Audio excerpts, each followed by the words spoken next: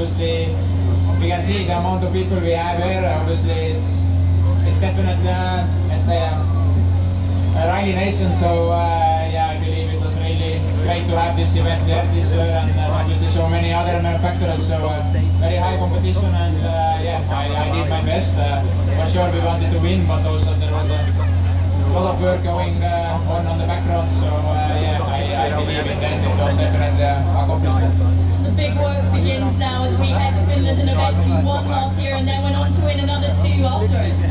Yeah, we know it will be difficult. We need to open the road, and it will be easy. See you back here in a bit. We have a good package already from here, and we still have one day testing to do before Finland. So hopefully, yeah, we can have everything on a good level, and for sure we will give it a big push in Finland.